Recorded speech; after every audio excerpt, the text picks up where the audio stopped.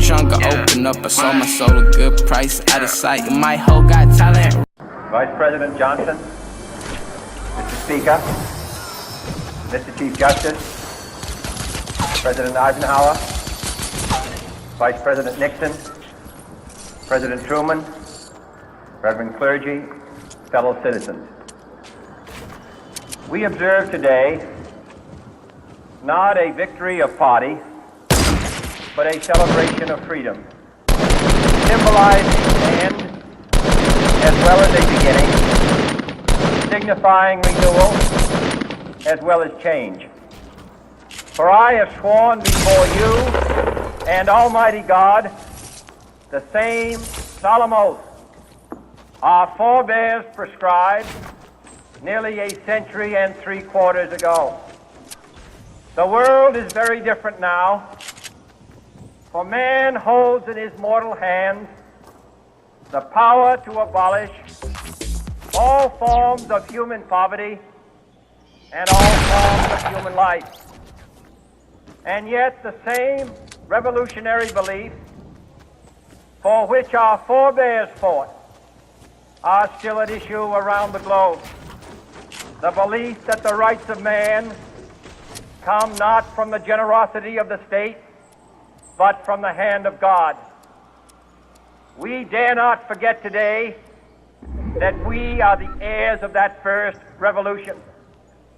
Let the word go forth from this time and place to friend and foe alike that the torch has been passed to a new generation of Americans born in this century, tempered by war, disciplined by a hard and bitter peace, proud of our ancient heritage, and unwilling to witness or permit the slow undoing of those human rights to which this nation has always been committed and to which we are committed today at home and around the world.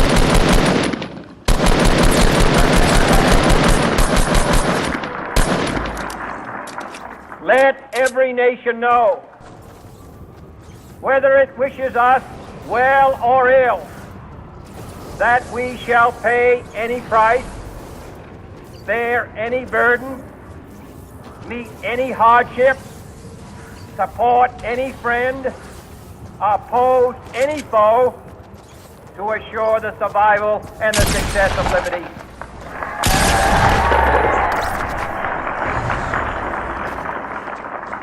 This much we pledge and more. To those old allies whose cultural and spiritual origins we share, we pledge the loyalty of faithful friends. United, there is little we cannot do in a host of cooperative ventures. Divided, there is little we can do, for we dare not meet a powerful challenge at all and split asunder. To those new states whom we welcome to the ranks of the free, we pledge our word that one form of colonial control shall not have passed away, merely to be replaced by a far more iron tyranny. We shall not always expect to find them supporting our view, but we shall always hope to find them strongly supporting their own freedom, and to remember that in the past, those who foolishly sought power by riding the back of the tiger ended up inside.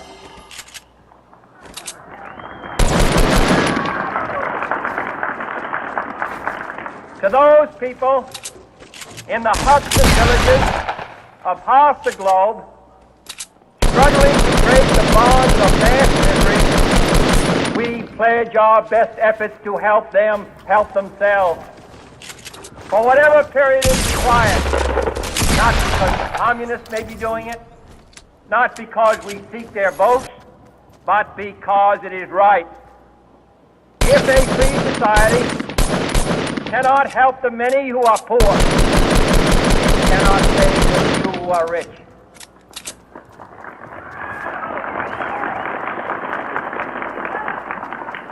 To our sister republics south of our border, we offer a special pledge to convert our good words into good deeds.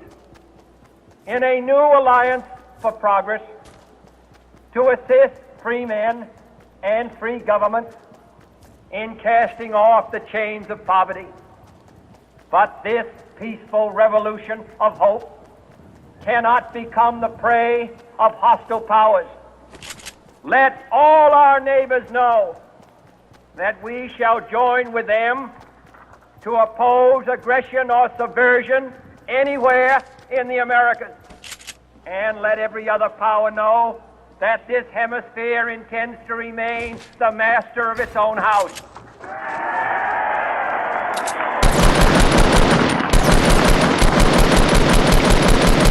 That World Assembly of Sovereign States, the United Nations, our last best hope, in an age where the instruments of war have far outpaced the instruments of peace, we renew our pledge of support to prevent it from becoming merely a forum for invective, to strengthen its shield of the new and the weak, and to enlarge the area in which its risk may run.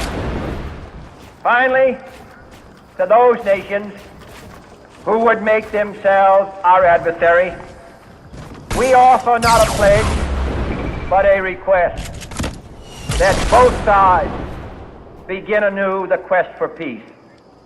Before the dark powers of destruction, unleashed by science, engulf all humanity in planned or accidental self-destruction. We dare not tempt them with weakness, for only when our arms are sufficient beyond doubt can we be certain beyond doubt that they will never be employed. But neither can two great and powerful groups of nations take comfort from our present course, both sides overburdened by the cost of modern weapons, both rightly alarmed by the steady spread of the deadly atom, yet both racing to alter that uncertain balance of terror that stays the hand of mankind's final war. So let us begin anew, remembering on both sides that civility is not a sign of weakness, and sincerity is always subject to proof. Let us never negotiate out of fear, but let us never fear to negotiate.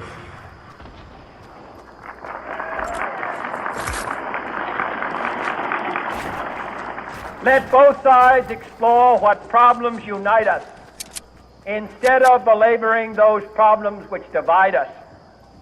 Let both sides, for the first time, formulate serious and precise proposals for the inspection and control of arms, and bring the absolute power to destroy other nations under the absolute control of all nations.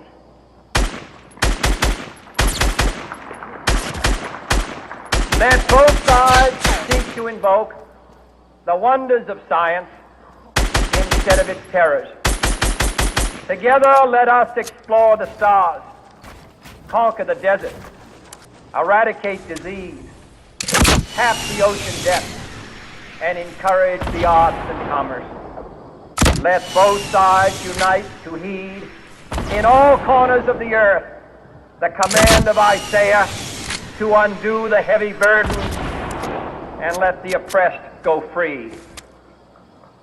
And if a beachhead of cooperation may push back the jungle of suspicion, let both sides join in creating a new endeavor, not a new balance of power, but a new world of law, where the strong are just and the weak secure and the peace preserved.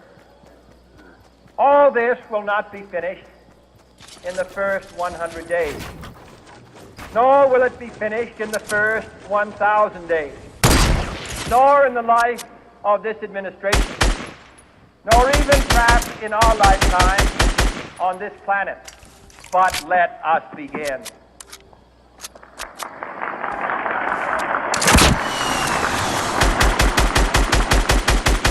In your hands, my fellow citizens, more than mine, will rest the final success or failure of our cause.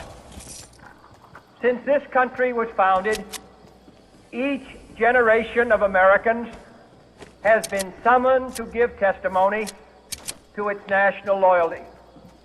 The graves of young Americans who answered the call to service surround the globe. Now the trumpet summons us again, not as a call to bear arms, though arms we need, not as a call to battle, though in battle we are, but a call to bear the burden of a long twilight struggle, year in and year out, rejoicing in hope, patient in tribulation, a struggle against the common enemies of man, tyranny, poverty, disease, and war itself.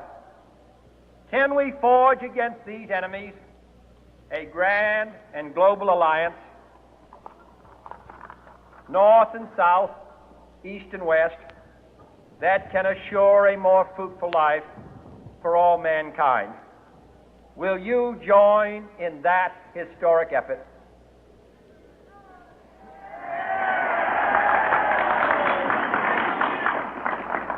In the long history of the world, only a few generations have been granted the role of defending freedom in its hour of maximum danger.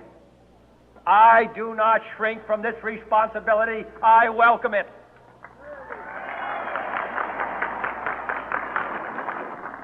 I do not believe that any of us would exchange places with any other people or any other generation. The energy, the faith, the devotion which we bring to this endeavor will light our country and all who serve it. And the glow from that fire can truly light the world. And so, my fellow Americans, ask not what your country can do for you. Ask what you can do for your country.